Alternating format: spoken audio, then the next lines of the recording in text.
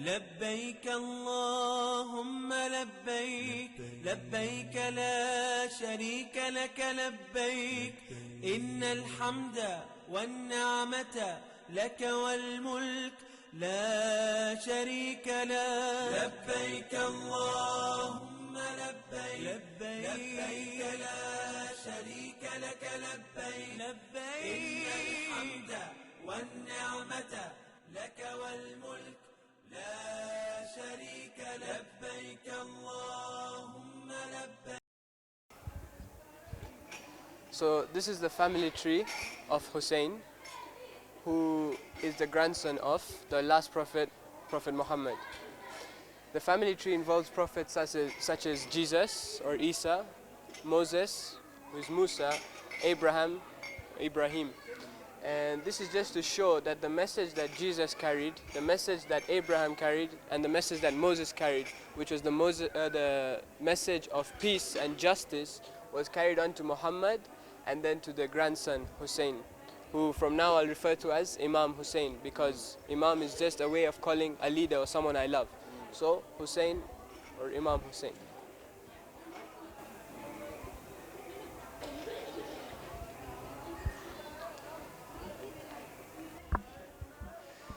This is the city of Medina. Welcome to the city of Medina. Medina is the second most holy city in the history of Islam. It is known for its beautiful palm trees and is the city of dates. So if you want to have a taster. Alright, thank you. So Medina was the home of Islam during the rule of the Prophet for a few years, and it was also home to one of the biggest, in fact the biggest known graveyard in the world belonging to Muslims. After the Prophet ruled for many years, he passed away in Medina and is buried there till date. In the massive graveyard, his family members, his wives and relatives and companions are buried over here.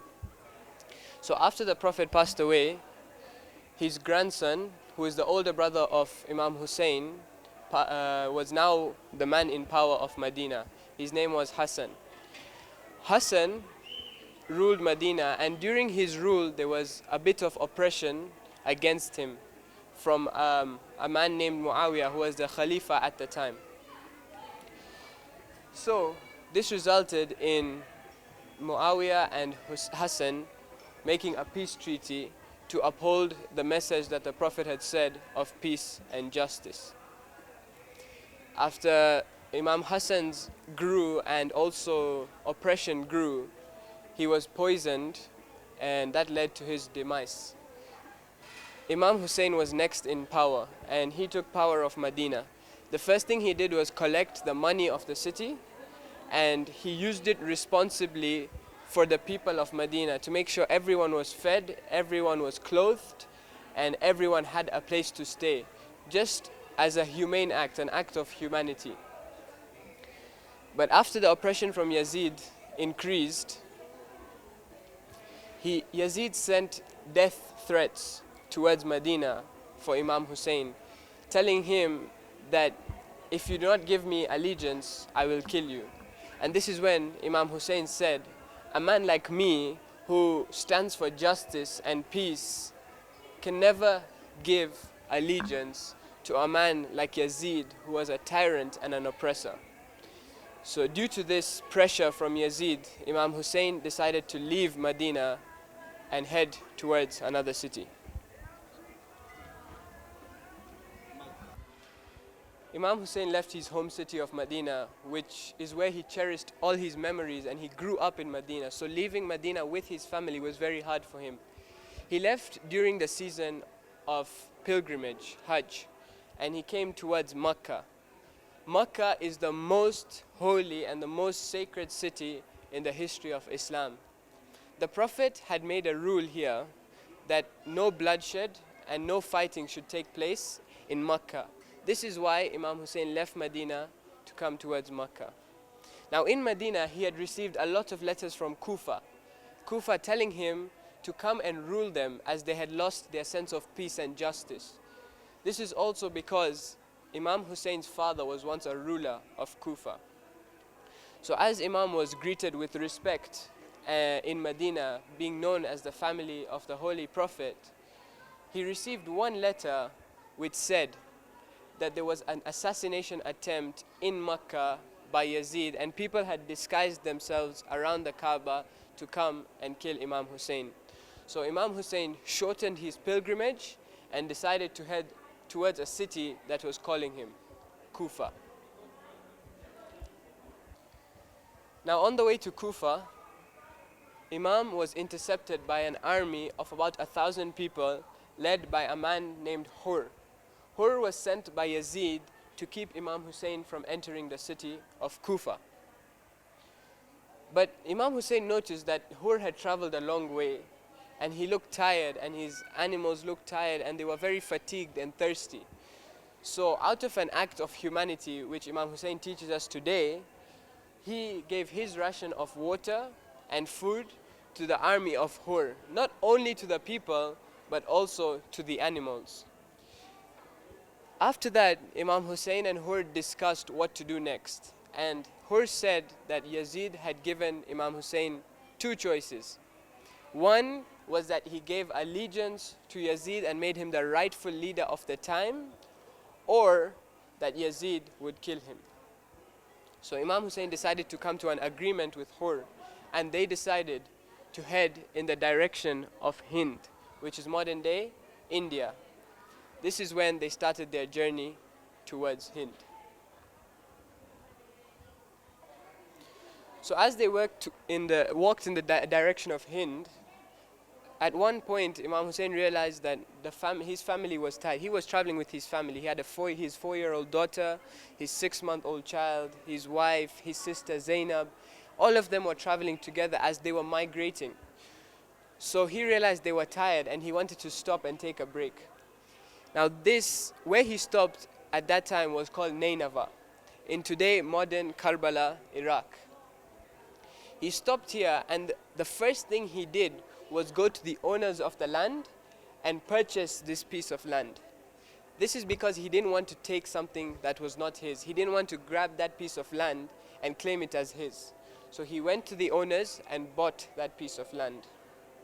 He then pitched his tents there, and this was around the 3rd of the first holy month. So for a few days they stayed there till about the 7th. And on the 7th, their ration of food and water was completely exhausted. It was finished. And there was a very beautiful river, Euphrates, that was in the land of Nainava, modern day Karbala. They decided to go and collect some water from the river, but Hur was told by Yazid not to allow Hussein and his family to collect water from the river Euphrates.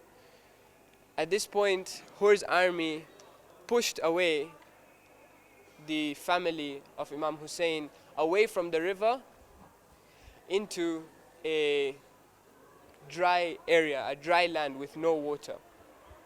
This was on the 7th. The 7th passed, the 8th day passed, the 9th day passed, and the 10th day arrived. This is 3 days without water, 3 days without food. The family of Imam Hussein is thirsty and hungry, and they had children with them, 4-year-old children, a 6-month-old child, who haven't had any sort of replenishment for 3 whole days. Now flashback to Medina. The Prophet had made ground rules when it came to war or when it came to any sort of fighting.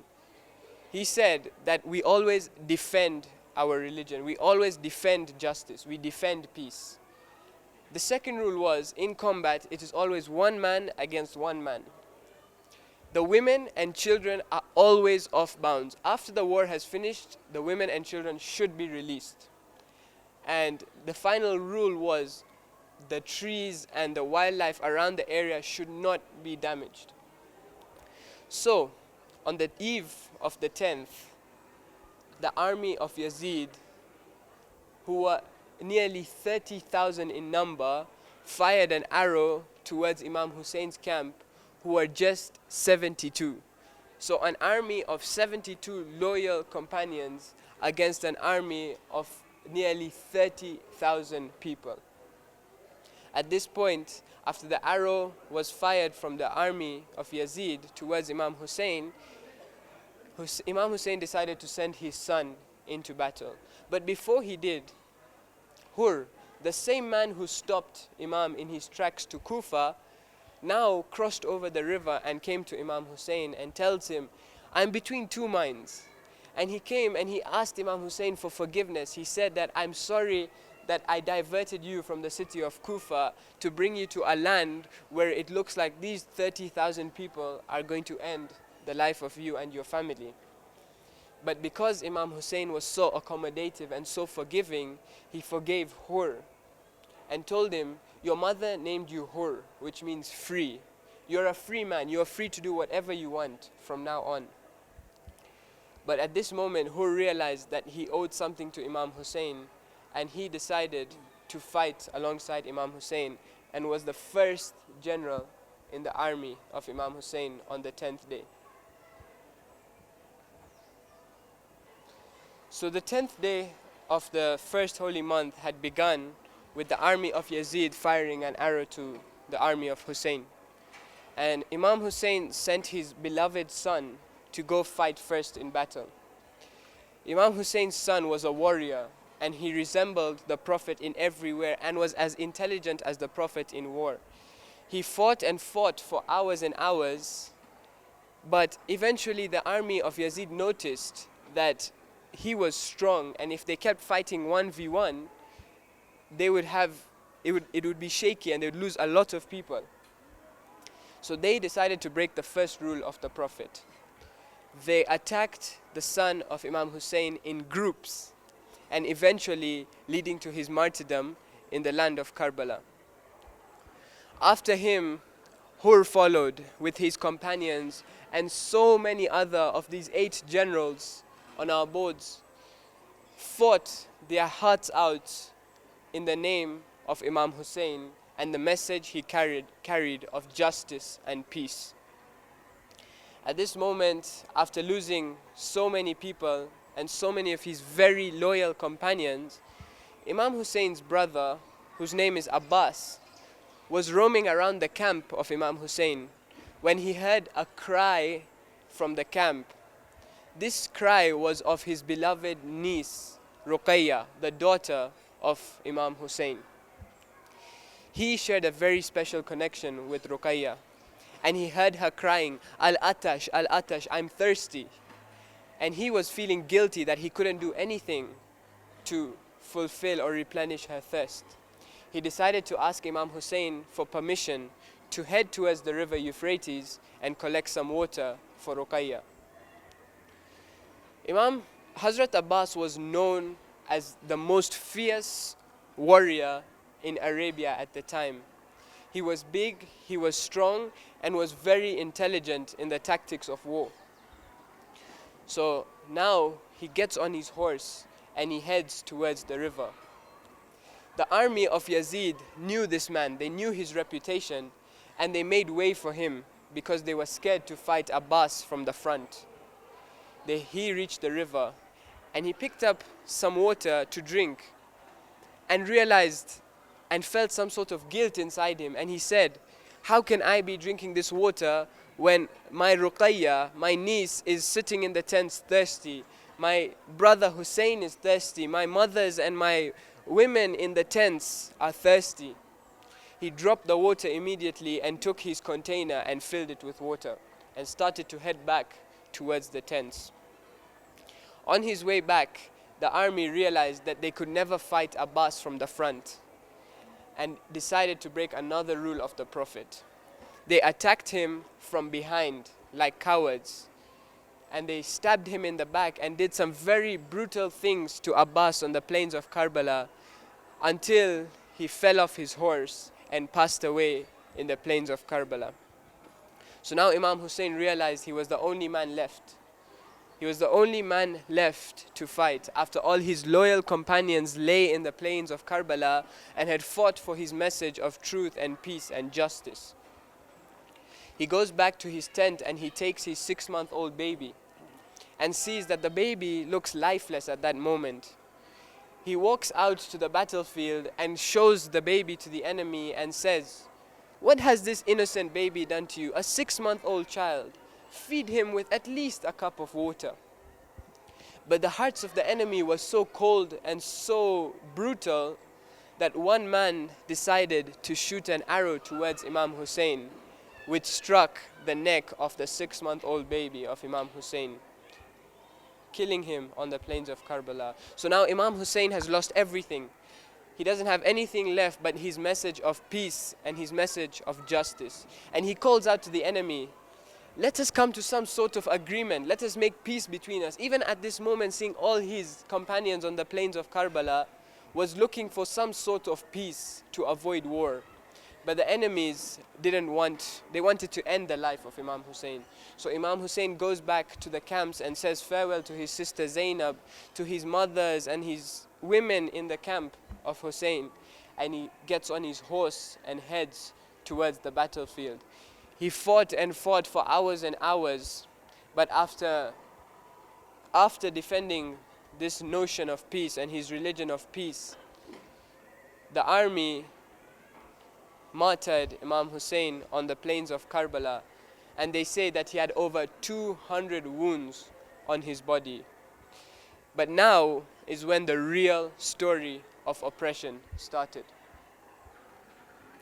This is when the army of Yazid decided to loot the tents of Imam Hussein. They broke another rule of the Prophet here when they beat the women of Imam Hussein and they took them as captives and chained them and put them on saddleless camels to take them back as a prize towards their capital at the moment, which was Damascus, Syria. So the family of Hussein is now chained and being paraded from Karbala to this land of Kufa. If you remember, Kufa was once ruled by the father of Zainab and the father of Hussein. This was once a fortress for Zainab. She was a princess in this city, and now she is being paraded in chains as a prisoner, as a captive, into the city of Kufa. And she calls out to them, with no support, she calls out to them, "O city of betrayers." This is a city that once loved the family of the Prophet. And now we're treating them as prisoners, mocking them and throwing stones at them as they were passed through the city of Kufa. Now they started to head towards their capital, Damascus, Syria. As they entered Syria, they came across the city of Halep, otherwise known as Aleppo today. They saw a church and they decided to rest there and leave the captives outside as they rested inside the church. Now in Karbala, they wanted to take a prize. So what they did a very brutal thing by beheading all the bodies of Hussein's army and bringing the heads with them on spears towards Syria.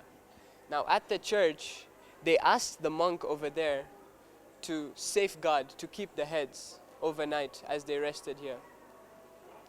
Now the monk, in the middle of the night, he woke up startled, scared, to check if the heads were still there.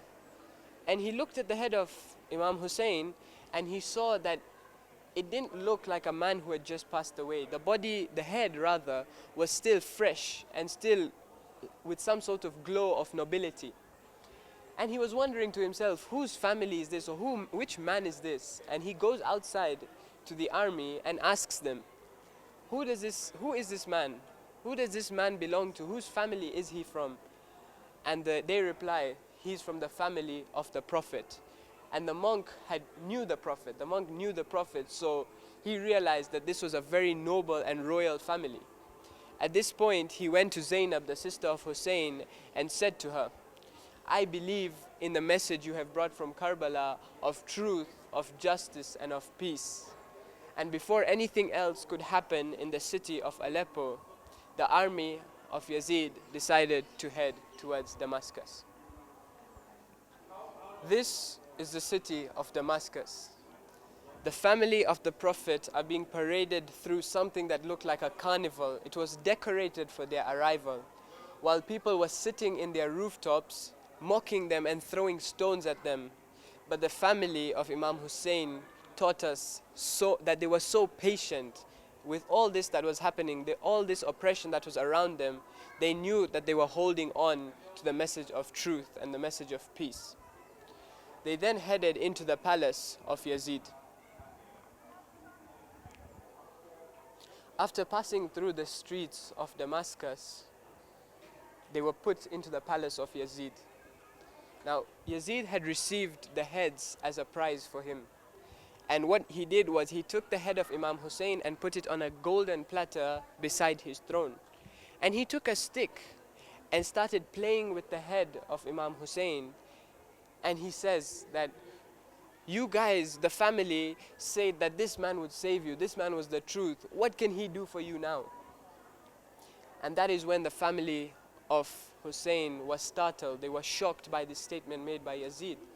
And they decided, Zainab, the sister of Hussein, decided to stand up against this oppression. She stood up in the court of Yazid and said one of the most eloquent and beautiful speeches in history till date. And she started with a very shocking statement. She says, I saw nothing but beauty on this journey. This beauty is the beauty of holding on to the message of justice and of peace. And she knew that as long as you hold on to this message, the truth will always prevail. This shook Damascus, and there was a few uprisings against Yazid. And Yazid did not like this sort of uprising against him. And he decided to move the family towards a prison, a dungeon. Now, in the dungeon, they were kept in a dungeon that had no roof. And it was the desert, so they were exposed to the heat and the boiling sun in the desert in the day, and at night with freezing cold temperatures. And there was a 4-year-old daughter of Imam Hussein, Ruqayya, who was with them in this prison. She had been tormented on the way. They had been given barely any food and water. And now, after all this torment and all this torture she had gone through, she passed away in the dungeon of Yazid and is buried there till date in Damascus, Syria.